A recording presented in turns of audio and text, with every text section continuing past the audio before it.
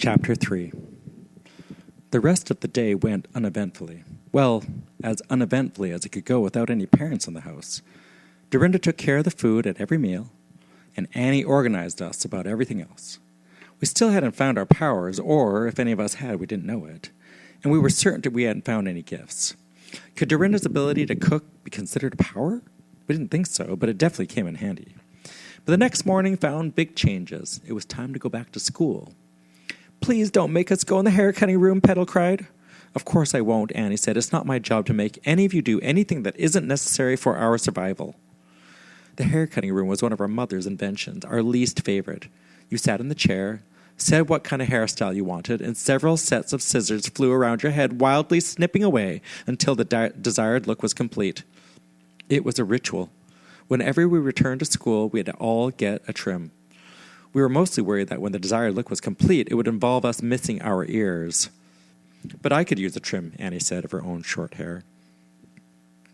We watched as she hopped into the cutting chair, put a smock on, and commanded the scissors. "Take a half-inch all around. Take a half-inch off all around, please." The scissors flew around her head as Annie sat there bravely, unflinching. "Voila!" she said, tearing off the smock when the cutting was done. Our mother always drove us to school, but that was impossible now. So Annie phoned the school's bus company. Imitating Daddy's voice again, she informed them that the 8 Wheats would now be taking the bus. The bus company must have objected to the short notice, because we heard Annie say, sounding rather regal, "What do you mean? I should have called you earlier about this change. Do you have any idea how much money I pay each year to keep 8 children in that school?" The bus company must have found Annie's argument persuasive, because we saw her smile. "Jolly good," she said, and hung up. Then Dorinda helped us arrange our hair the way we liked it, and made us all put on our uniforms, which were plaid, and more plaid, and which we hated, although we suspected one of us loved it. We'd always loved having Mommy drive us to school in her big purple vehicle, which was a Hummer that she doctored to make it environmentally sound. But riding the bus was a revelation. "This is fun," Zinnia said as we bounced along. "Who knew taking public transportation could be so bouncy? It's so much more than yellow." Our school was called the Whistle Stop, a name we'd always agreed was stupid, but supposedly the man who'd founded the school had made his fortune in railroads, and he liked the name. The lower school building, where we attended classes, was called the Station House. The Whistle Stop ran kindergarten through 12th grade, and it was a private school.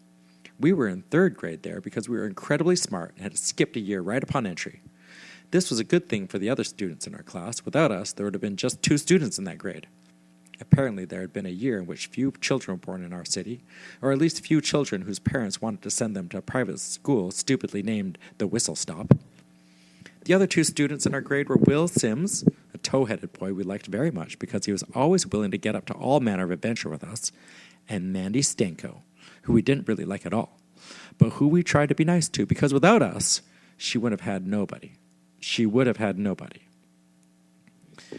Mandy was a true redhead who tried to personalize her uniform by wearing little smiley and rainbow buttons on the lapel of her yellow plaid blazer. We had the feeling she didn't like us either. Our teacher was Mrs. McGillicuddy, who was a tall blonde with a long nose on the bridge of which perched horn-rimmed glasses. The McG, as we called her amongst ourselves, was also not a fan of the Sisters 8. There, Phyllis," we overheard Principal Freud say to her early in the school year. "The McG's bun askew.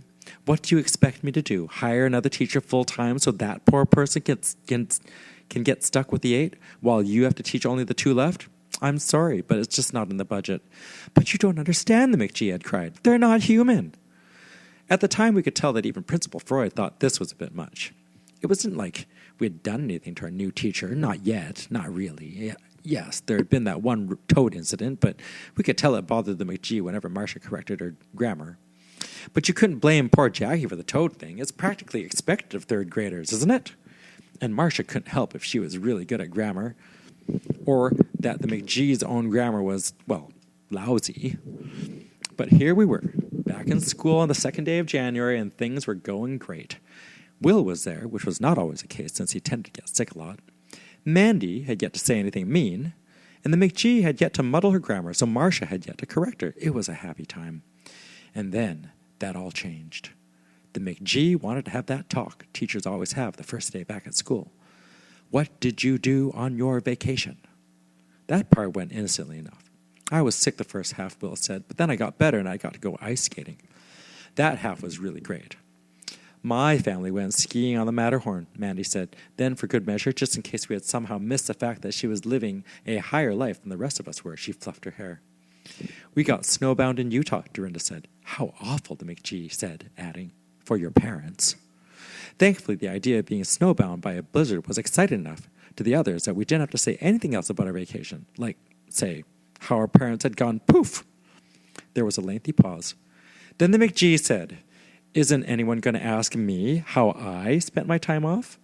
Of course, Mrs. McGillicuddy, Petal said kindly. We care. I rested, our teacher said. I had a huge headache, and I rested. A headache? For 17 days? Surely she wasn't blaming us. We were forced to endure a moment of silence in honor of the pain the McGee has suffered. The bad part came when she broke the silence by saying, Now, tell me, what did all you good children get for Christmas? I got a new set of hockey skates and a stick, Will said. I got a walkie-talkie binoculars and a book on how to conduct covert surveillance, Mandy said with another hair fluff, and a doll. And what did you get, Ates? McGee prompted. We didn't get anything for Christmas, said Dorinda. Nothing? The McGee was openly shocked, but surely even you, Ates, couldn't have been so awful as to get nothing. We weren't awful, Jackie piped up. We were just Jewish. Excuse me, the McGee said. We're Jewish, Jackie said simply, lying with ease. We don't celebrate Christmas because we're Jewish. I am quite certain, the McGee said, that you are not. I distinctly remember your parents singing carols louder than anybody at the holiday sing-along, and I remember all of you talking about the gifts you wanted. Oh, Annie said, covering for Jackie. We only did that to make everyone feel better. We didn't want to make everyone else feel as if they had to do something special for us, like sing the dreidel song. No, but, the McGee started to say, but Will cut her off. Oh, but they are, Will said. He really was a miraculous boy. They are very Jewish. I know. I've seen it for myself. I've been to their house. What are you talking about, William? Demanded the McGee. He had been to our house many times, but we wondered too.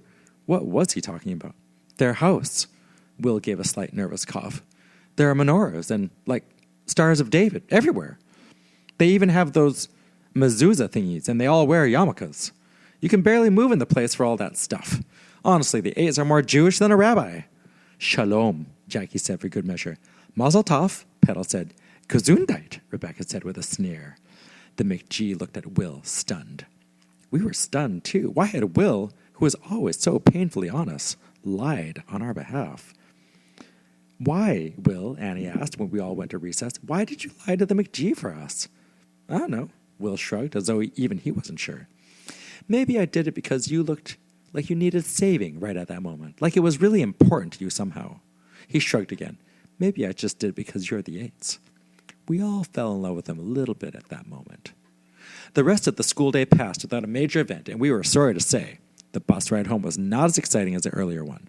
Apparently the charms of mass transportation wear off quickly, even with the bounces. When we got home, Petal and Zinnia raided the cabinets for cookies while George and Rebecca fought over what we should watch on TV. The summer room, where we watched TV, was one of 4 seasonal rooms at the back of the house. The front room, decorated normally, was for your average visitor. But the 4 seasonal rooms were for us. Mommy had created the rooms because she wanted us always to be able to go to the season we most wanted to be in when we grew tired of the one we were living in. Well, we certainly didn't need the winter room now. What do you think you're doing? Annie shouted over the roar of all of us. Eating cookies and watching TV, of course, Marcia said simply, popping a whole cookie in her mouth. But that's not what we do right after school, Annie said sternly. We always do our homework first in order to make sure it gets done. But those are Mommy and Daddy's rules, Georgia said, and they're not here anymore. Yeah, Rebecca said, there has to be some advantages. Well, this isn't going to be one of them, Annie snapped off the set.